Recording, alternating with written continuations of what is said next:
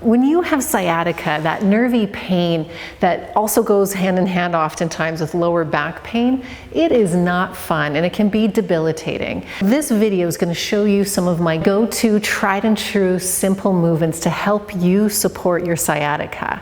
I'm Bree Johnson of Heart and Bones Yoga, and Heart and Bones Yoga is here for you to learn all about your beautiful body, movements that you can apply into your everyday life, into your yoga asana practice, here to help yoga teachers as well teach better and more effectively. So as always, do the like, subscribe, comment, share, all the things. And now let us support our sciatica. We're going to go straight into the movements because when we're in pain, we just want to have that quick fix. First, we're going to do my go-to. When I start to feel a little bit of twinge in my back, signaling a little sciatic flare up, this is the movement that I do to alleviate it. And it actually for me helps a lot, so I hope it helps you. Now the key here is to really focus not so much on like static stretching, but movements. And so what we're going to do is start in a little bit of a knee bend with one foot forward. So my feet are about pelvis width apart, and I have one foot forward. And now oftentimes when we stand on one foot, we're gonna have the tendency to have the hip poke out. So you wanna move your hip in, make sure that you're moving it and keeping the steadiness and stability, because secret, sciatica also is supported by strong glutes. So if your backside, your posterior chain is strong and stable, that is also going to help support it. So try not to let that pelvis poke out, pull it back in. So at the same time, you're pressing your foot into the floor, standing foot here.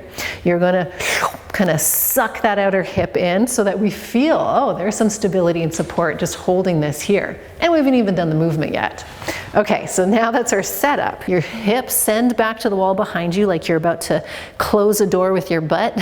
You know, your hands are full of groceries, holding something, and you have to close a door, so you just stick your butt to get it. So that's the movement. Stick your butt back and then come up to standing.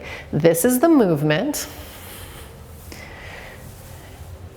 But I'm going to refine it for us so we get the most out of it. Let's balance this out. Again, other leg, bending, shifting the hips back. What do we want to do with that outer hip? Don't let it poke out, pull it back in. Press the standing foot down like you're pushing gently the floor away from you. Other foot out. Shifting the hips back. Feel the weight pressing into the standing foot, especially your heel. So there's more weight backwards here. To counter that, you're going to have your arms forward. Now when we come up, I want you to really think about pressing the foot into the floor. We're going to go slow here as you stand up. So we're going to bend, hinge your pelvis, feel the weight down into that standing foot, especially the heel, and push. Create a sense of resistance as you push the floor away from you. Bend, push the floor away from you. Okay, this is the key. We're not just standing up and doing this movement. You're not going to get the benefits. The benefit is feeling a sense of resistance. Downward movement of the foot, upward movement of the leg. Now that we got that, shake it out and let's do it again together. So let's go to the other leg. And start in that bend, feel the weight strong and steady through that standing foot, and let's come up. Push the floor away from you. Send your sit bones back. Keep the connection through your feet. So this was going to feel like there's some like strength and resistance. You're not just standing no problem, you're creating as much work in a good way as you can by pushing that floor away from you, sending your pelvis forward. Send your butt back, butt forward, but you're getting that work and the stability and action by pressing your foot down the entire time. Switch legs. Again, back, forward, back. Really getting that sense of work of the foot pressing down. So this is the key. I do this maybe like 5 or 6 times each side, repeating a few times, and pretty quickly it does help alleviate any of that sciatic at the very beginning. Not quite a full sciatic flare up, but at the very beginning. Now don't forget, we still have more movements to go to, but grab the PDF in the description so that you can download and have these movements here for you whenever you need them. Starting in a neutral position where you're laying down on the floor on your back can be a really great place for most of us with sciatica. Now, if we add little back bends or twists, that can actually be a little bit more painful and aggravating for some of us. Some people's body might love some twist and back bends when they have sciatica, but I find keeping the pelvis a little bit more neutral and supported by the floor makes a big difference to do the movements that we need to ease that sensation and to ease what's happening with our sciatic nerve. So let's start by laying down on the ground. And I recommend having a yoga strap, and if you don't have a yoga strap, you can easily use a belt, you can use a scarf, just something. And now let's get onto the floor. Now before jumping right into the movement, we want to make sure that we give our nervous system and our body and our lower back and pelvis an opportunity to find a little bit of softness and stability. When we're in pain, we tend to hold tension. Of course, we're trying to protect that area. So give yourself a moment to feel your lower back and your upper back and your whole spine really to get a sense of feeling supported. Take a few deep breaths. And I even find, because we are a mind body, and this is where the beautiful ancient practice of yoga comes in here, is we're not just stretching, we are really honoring the mind-body connection, that we aren't just a body, that we have emotions, that we're a mind and a heart.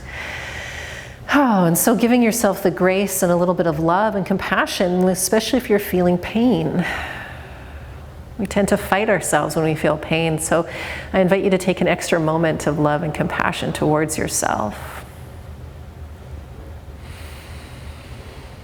Okay, and now of course the movements that we do will be an act of love and compassion. So now what we want to do here is feeling first that we're not smushing the lower back to the floor. You want to keep a little bit of your natural lumbar curve on the ground. So how you can find that is feeling a little bit more connection towards your tailbone. Now you're going to grab one of your legs. And when you grab one of your legs, the tendency will be then to have your pelvis and lower back smushed to the ground again. So we just had kept it off the ground, and then you bring your leg and it comes and smushes down. So we want to try to keep it in that neutral pelvis. So you're only going to bring your leg towards your body as much as you can keep the lumbar curve, not flattening your lower back. So if that's not really possible just with your hands, this is where that strap comes in. You take the strap behind your hamstring, and then you hold your leg from there. So you're only pulling your leg as close as you can without losing that lumbar curve. Okay, so now that we have that, so you're either using the strap or you're interlacing your fingers behind your hamstrings. And then from here, you're gonna flex your foot. And then as you flex your foot, you're gonna feel like your foot is reaching up to the wall in front of you. While you do that, you're going to gently push your hamstrings into the strap or your hands, and then you're going to push your hands or the strap back into your hamstrings, creating a sense of tension. Now keep that sense of tension and then start to stretch your heel up toward the ceiling, keeping your foot flexed. And then lower your knee or lower your foot down. And then we're going to repeat that a few more times. The tension action of the hands into the hamstrings, hamstrings into the hands, you don't have to go 150%. Just a little bit of activation is good. And the key here is as you are doing the tension movement, hands into hamstrings, hamstrings back into the hands, you're really keeping your heel flexed. And this is going to just help move that sciatic nerve. But we're going to get the most out of this by not letting your lower back flatten to the floor. Okay, you would repeat that a few times, and then let's switch legs. Grab your strap, grab your hands, whatever works for you, but maintain that lumbar curve. And you don't have to overarch it, by the way, so if you're feeling like you're really arching, that might aggravate your sciatic nerve. Just imagine that it's just enough that you could slide a little pencil underneath your back.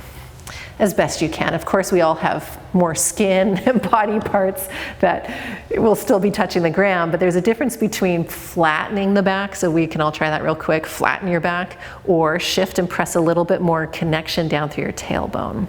These are very simple cues, and it's worthwhile to know them. This is what really helps, and I think a lot of other movements miss. Okay, now that we've got that, you are going to press your hamstrings into your hands back into your hamstrings, get that activation while you flex your foot and move your heel up towards the ceiling. Oh, hello hamstrings, and then lower down. And then repeat. Again, don't lose the work of the hands into hamstrings, hamstrings into hands or strap, while you flex your foot and lift and lower. Don't forget to breathe, of course, taking some big deep breaths. Remember, sending that signal to your nervous system that you're okay, that the pain and sensation that you've been feeling is going to shift a bit. You're doing something positive for yourself.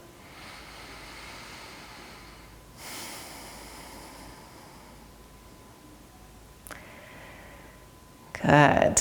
Okay. There you go. And then you'd want to repeat that maybe 5 or 6 times each way, maybe doing it 5 or 6 times on each side and then repeating that again a few times. And then the more that you're doing these movements, the more the sciatic nerve is going to feel the love and support, and hopefully we get that pain reduced. Now you're going to watch this next video to help teach you how to have strength and stability on your backside and a hip hinge, which will be key for your sciatic nerve. Go do that video. It's going to help what we just learned here.